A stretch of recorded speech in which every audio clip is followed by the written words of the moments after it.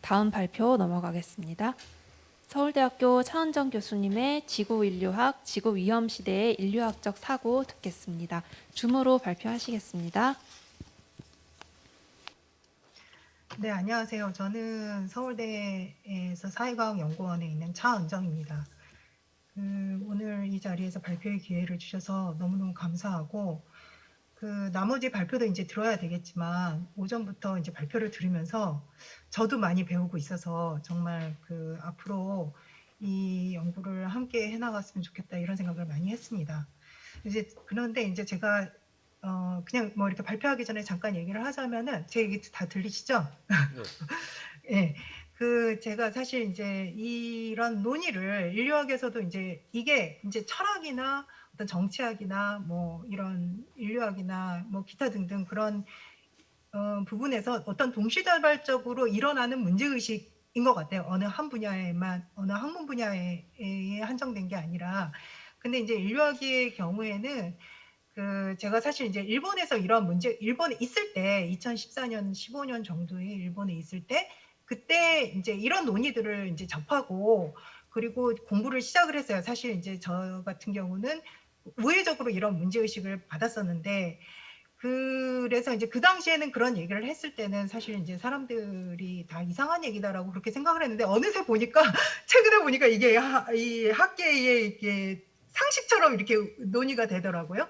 되면서 이제 최근에 와서 이제 느끼는 문제의식은 뭐냐면은 이게 각각의 학문 분야마다 이게 문제의식이 동시다발적으로 일어나긴 하지만 이 개념과 용어는 또 이게 차이가 있거든요. 왜냐하면 그 학문의 방법론이나 이론의 자기의 계보가 또 따로 있기 때문에. 그래서 예를 들면 이제 앞서 박지환 선생님이 그 장소라는 이야기를 하셨는데 그거를 아마 그 인류학에서 존재론적 전해에서 이제 번역을 하자면 그게 자연이 아닐까 이런 생각이 들더라고요. 왜냐하면은 인류학에서 존재론적 전해 ontological 턴이라고 흐름 속에서 그 자연에 대한 개념은 어떤 근대 유럽의 이제 그러한 지식 세계에서는 그게 주어진 것, 그러니까 어떤 잉여죠. 그러니까 잉여가 아니라 그 절대적인 소여죠. 그래서 이제 그런 것인데 이것이 그리고 이제 어떤 그 지혜 세계는 그 주어진 소유에 대한 절대적인 소유에 대한 인식의 문제로 한정되었던 것이 그 자연이 이제 존재의 처소로 이렇게 이제 개념을 이제 수어를 바꿔 끼우기 전략으로 용어의 어휘를 바꿔버려서 새롭게 학문을 전유하는 이런 게 이제 학문적 방법론이니까 이제 그런 의미에서 이 존재의 처소로서 이게 자연의 개념과 되게 유사하다라는 생각을 했어요. 이제 게다가 이러한 장소성이라고 하는 것이 제3세계에서 발굴이 된다. 이것도 존재론에서는 이거를 이제 non-Western이라는 용어를 많이 쓰거든요. 그래서 이제 그거에 대한 게 이제 예를 들면 탈비서구, 이게 이제 어떤 사고의 탈시민화인데 이제 그런 흐름들이 이제 되게 비슷한데 이게 이제 문제는 뭐냐면은 이게 한국 학계에서 그러니까 이 받아들이는 지형이 좀 다른 것 같아요. 저는 이제 일본을 좀 보고 있으니까 일본 같은 경우는 존재론적 전해에서 인류학에서 되게 그 흐름들이 빨리 흡수가 되는데 그 이유를 그 일본 분들이 뭐라고 얘기를 하시냐면 일본에는 애니미즘이 있어서 그렇다. 그래서 그 애니미즘과 되게 이제 맞는 부분이 있어서 이제 인류학 하시는 분들이 그래서 이제 빨리 전환을 할 수 있었던 것 같다. 뭐 그렇게 얘기를 하셨는데 제가 보기에는 이러한 이론들을 좀 받아 안을 수 있는 곳이 어딜까라고 생각을 했었는데 사실 이제 작년에 조성환 선생님이 이런 이제 운동을 하시면서 말하자면 이제 학문 운동이고 지식 운동을 하시면서 아 이게 원불교가 이 어떤 이런 이론의 초소가 될 수가 있겠구나. 그리고 그것은 더 이제 이야기를 하자면 저는 종교성이 반드시 주술성, 이제 앞서 그 발표하셨던 탈세속성 이런 것들을 우리가 진지하게 고민을 해야 이런 논의들을 우리 것으로 소화해서 우리의 무엇인가를 만들 수 있겠다 이런 생각을 했었어요. 그래서 이 자리가 저한테는 너무 뜻깊고 앞으로 정말 잘 해갔으면 하는 생각이 듭니다. 네, 그리고 이제 또 하나 이제 든 생각이 뭐냐면은 이제 이런 이론들이 들어오면서 아마 논제나 논점이 더 세분화되고 논쟁적이라고 될 거라고 생각을 하거든요. 그러니까 지금까지는 어떤 이론이 있다라고 수입이 되지만 사실은 그들 내에서도 어떤 논쟁이 있었고 이게 그들끼리의 논쟁을 우리가 복제하는 것이 아니려면 우리가 그것을 이제 소화해서 받아들여서 우리의 집안 위에서 논쟁점이나 논제를 이제 만들어 가야 되는데 분명히 이제 논쟁이 치열하게 될 거거든요. 왜냐하면 그 진영에서 엄청 이제 논쟁이 치열하니까 우리는 그냥 뭉뚱그려 알고 있지만 그래서 이제 뭐 가이아 이론도 마찬가지고 뭐 우리나라 같은 경우 현재까지는 예를 들면은 뭐 사회학계에서 신유물론 사회학이나 이론 사회학이나 페미니즘에서 이제 신유물론 그 중에 이제 브루노 라투르나 하먼 뭐 이런 식으로 유입되는 경로가 있고 그리고 뭐 철학에서는 제가 보기에는 너무 칸트주의가 강하니까 그 외의 비주류의 철학, 그러니까 예를 들면은 그 외의 비주류의 철학을 좀 받아들이는 우회적 경로로 이렇게 이제 들어오는 게 있고 그 다음에 그 외에 뭐 인류학에서는 사실은 전혀 이제 유입이 되지 않고 뭐 이런 요름들이 있는데 오히려 이제 이런 그 원불교 사상 연구에 그러니까 동학의 흐름인 거죠. 그리고 그 관점에서 한국의 학자들을 발굴해서 이렇게 이제 새롭게 이제 고민하려고 하는 이런 흐름 속에 이제 제가 같이 하게 돼서 너무 이제 영광이고 잘해보고 싶다 이런 말씀을 지금까지 드렸고요. 그 다음에 이제 제가 이제 요 발표를 하고자 하는 거는 사실상 그렇게 제가 이제 소화해서 논제화하지는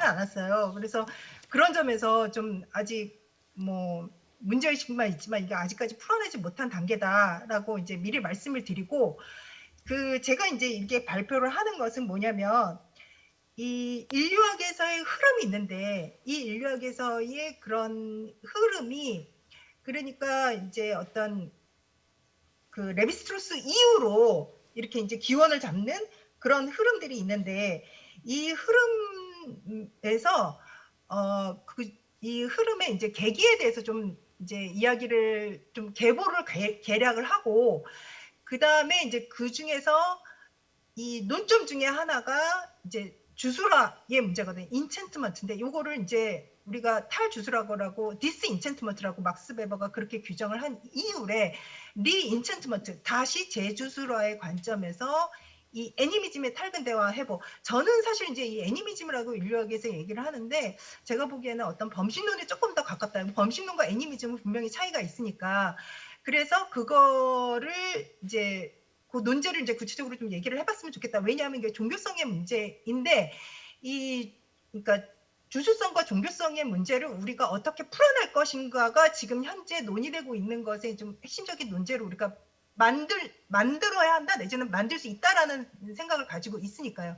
그런데 이게 애니미즘과 범신론의 차이점은 뭐냐면 제가 생각하기에 좀 더 논의를 좀 더 진행을 해야 되겠는데 그러니까 지금 생각하기에 이 범신론이라는 거는 어떻게 보면은 이 스푼 생각한다에서 이야기하는 이 생명 기호론과 상당히 근접해 있다라고 생각을 하는 거예요. 이건 분명히 애니미즘하고 다른 건데 그런 의미에서 스푼 생각한다가 사실 생각보다 사람들이 되게 이렇게 저는 사람들이 받아들일지를 몰랐었는데 굉장히 이제 많이 사람들이 쉽게 그러니까 어떻게 보면 되게 어려운 학술서임에도 불구하고 문제의식을 많이 이제 받아주셨더라고요.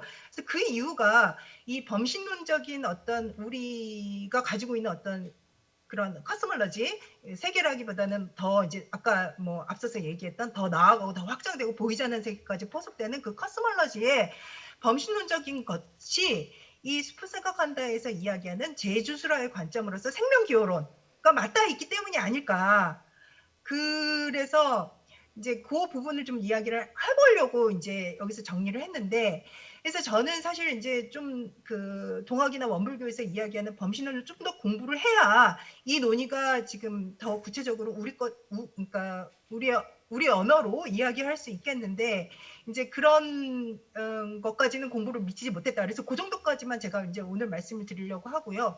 그리고 이제 생명 기호론이라고 하는 거는 이제 이 사람은 이제 기호라는 것을 이제 우리가 이제 생명이라는 것은 이제까지 근대 세계에서는 어떤 유기체의 신진대사 활동, 물질 활동으로 한정을 했다는 거죠. 그래서 우리가 심장이 멈추면은 이제 생명이 없는 것으로, 그리고 생명이 없는 다음에 생명이 없으니까 더 이상 그것에 대해서 이야기하지 않는, 그러니까 죽은 거는 이제 그게 이제 없는 거죠. 눈앞에 없으니까. 이제 그게 이제 세속화의 과정이었다고 한다면, 여기서 이제 생명 기호에서의 생명이라는 거는 이제 애니메이트라는 이제 숨쉬다라는 라틴어에서 가져와서 이제 그것을 논의를 풀어내긴 하지만, 그 살아 있으면 우리가 기호 활동을 한다는 것이고, 이제 그 기호 활동이라는 거는 끊임없이 이제 기호를 수신하고 발신하는 건데, 이때 기호라는 것은 인간의 언어로 한정되지 않는 거죠. 그러니까 소시르의 그 기호는 언어인 거고, 그때의 기호는 어떤 대상이 있고 대상에 대한 표상인 거잖아요. 이런 데카르트적인 이원론적 사고에서 어떤 기호를 풀어낸 게 이제 소시르의 기호론이라고 한다면, 그 찰스 퍼스라고 하는 그런 그 어떤 반 데카르트주의자의 그 기호론을 가져와서, 이때 기호라는 거는 기호의 세계에서는 사물 대상, 뭐 언어, 뭐 인간의 언어, 뭐 이런 것들이 다 어떤 기호로 다들 다 포섭이 되거든요. 그러니까 이제 물질적인 어떤 내가 뭐 의사소통을 보낸다, 이것도 이제 기호인 거고, 그리고 나의 존재 자체가 또 기호인 거고, 왜냐하면 누군가에게 계속적으로 어떤 기호에 수신을 하고 있고, 그리고 이 수신 발신, 그러니까 기호를 보냈는데 보낸 기호를 이해하지 못한다면 그거는 이제 죽은 것이고, 그래서 우리가 유기체적인 생명활동을 하지 않더라도 그 기호의 세계 속에 살고 있으면은 걔는 여전히 살아있는 존재인 거고, 애니메이트 된 거고, 그리고 내가 어떤 유기체적 생명활동을 하고 있다 하더라도 내가 기호를 수신 발신하지 못한다면 나는 이미 죽어 있는 거고, 뭐 이런 식의 논리를 이제 펼쳐가면서, 그러면서 그 기호의 세계에서는 사실 죽은 자도 있는 거고, 그리고 동물도 있는 거고, 뭐 그다음에 뭐 정령이 있는 거, 아무튼 기호를 다 수신 발신하고 기호의 세계 속에 있는 애들은 다 이제 그 있는 거죠. 그런데 이제 이게 우리가 어떻게 주체가 있고 주체에서 관점을 발산하는 것이 아니라, 관점 속에서 이 만들어지는 허구의 존재론이 주체인 것이고,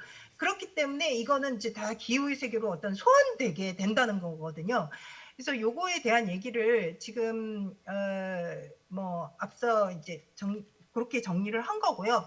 그래서 존재론조 전에 요거 연구사적 계보는 제가 뭐 이런 어떤 서구 중심에 대한 중심주의에 대한 비판으로부터 시작이 된 거고, 그리고 이제 그거는 서구의 이성의 보편성을 부여하는 것이 그런 자민적 중심주의다라는 이제 문제의식 속에서, 그 뭐 후대에 이제 레비스루스의 2세대로 평가받는 브루노 라투르와 필리프 데스콜라, 뭐 3세대 아니 3세대죠. 2세대는 이제 모리스 고들리에 뭐 이렇게 얘기하는, 아무튼 그런 그 정신이 지금까지 이어져 와서, 그것이 어떤 그 이제 2000년대 이후에 그런 이제 그 4세대인 프레드릭 캣과 뭐 비베르스 카스트로, 브라질의 인류학자에 의해서 어떤 그 언톨로지컬 턴이라는 흐름을 만들어내었고, 그거의 주요 이론이 이제 그 다자연주의, 멀티 내추럴리즘이라든가 퍼스펙티비즘이라든가 이런 이제 이론들을 이제 제기를 했다. 사실 이제 브루노 라투르는 이런 흐름에서는 약간 이제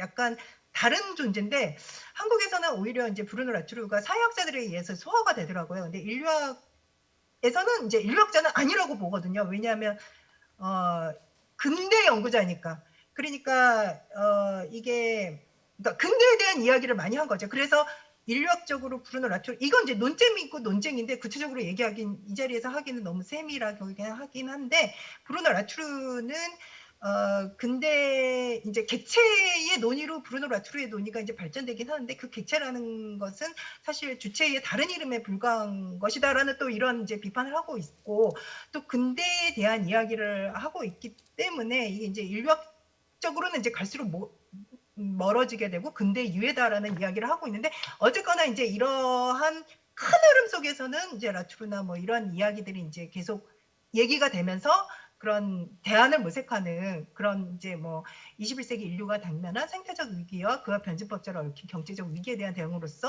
뭐 이런 이런 논의가 이제 뭐 동시다발로 제기되면서 인류학에서는 학문운동으로 수출한된 것이 이제 존재론조 전해다.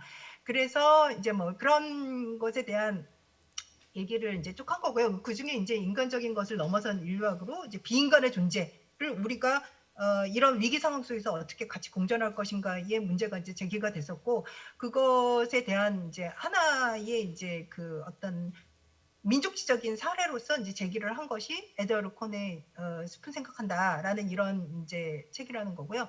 그래서 요거에서는 이제 뭐 요거 지금 설명하기가 좀 시간이 그러긴 한데, 그래서 이제 그런 기호를 이제 확장을 시켜서 이 기호의 세계로, 그러니까 그 기호의 네트워크로 어떤 세계를 설명해내고, 이 설명 속에서 살아있는 것들이 어떤 이제 살아있는 것이 이제 탈주수라. 관점에서 이걸 이제 설명을 하게 된 거죠. 그래서 그거에 대한 어떤 뭐 이 연구사적 배경은 또 이제 인류학에서 또 레비브렐 이후로 심성 연구라든가 뭐 이런 그 연구가 있는데 이거 좀 얘기는 뭐 그렇고요. 그래서 이제 지금 요거를 앞서 말씀드린 것처럼 지금 요거를 이제 어떻게 이제 풀어 나가야 될 것인가 제가 생각하기에는 이제 그 용어라는 개념과 용어를 우리의 어떤 사상적 지반 하에서 어떻게 우리가 이거를 만들어 가서 이제 풀어갈 것인가 이것이 이제 중요하고 그런 점에서 어떤 기후 세계 범신론 이런 부분들을 이제 좀 논점 중에 하나로 삼아서 풀어갈 필요는 있다라는 것입니다. 네, 여기까지입니다. 네.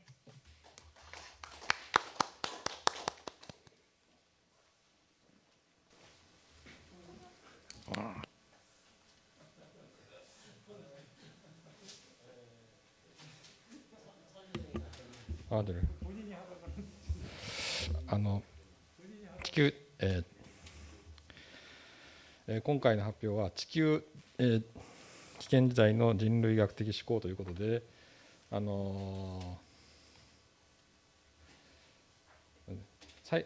ですね、まあこういう問題意識が同時多発的に起こるみたいで、私がこの2014、5年ぐらいまでに日本に2013年かな13、14、15年ぐらいまで日本にいたんですけども、その時にもかなり議論されていました。そして、チャウンジョン先生が発表した時にはこの、ですね、森は考えるという韓国語では森は考えるという訳された本を翻訳紹介されたんですけど、その時はあんまり反応がなかったのがしばらくしてみると韓国の中でも非常にこう注目されるように言及されるようになったということです。それで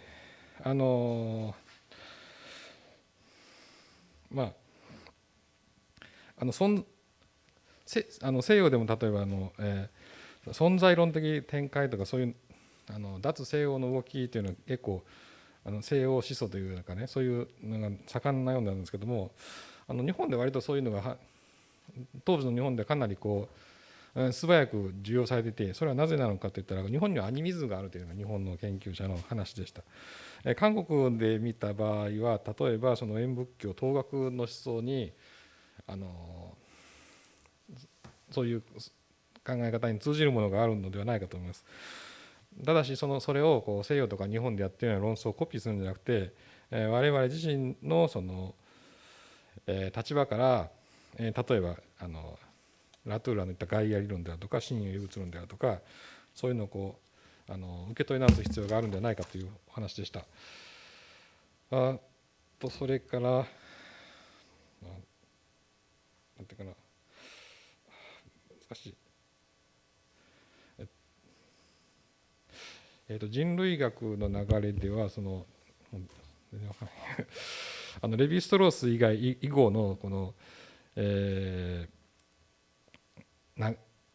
展開では以前マックス・ウェーバーが脱呪術家といったのをこの再呪術家という呪術的な思考を見直そうという方向に新しく読み直そう、記号論的な観点から読み直そうという話が行われていて、なんていうかもう、そういう、なんていうか人間中心主義を超えるような見方が新たに登場しつつあると、そういうお話でした。すみません、よく分かりませんでした。ありがとうございます。すみません。 네, 감사합니다. 차은정 교수님의 차은정 교수님이 번역하신 에드와르드 콘의 스푼 생각한다를 저희 지구 인문학 도서 읽기 모임 하면서도 무척 재밌게 읽었었습니다. 그래서 논의도 엄청 많이 했었는데 특히 이렇게 비인간 존재들이 기호라든지 인덱스 이런 것들로 의사소통을 할 수 있다는 그런 부분, 이런 것에 인상이 깊었던 기억이 있고요. 방금도 말씀하셨듯이 나의 존재 자체가 기호다, 이런 부분은 아주 존재론적인 전외에 한 축을 긋는 그런 관점이 아닐까 그런 생각이 듭니다. 감사합니다.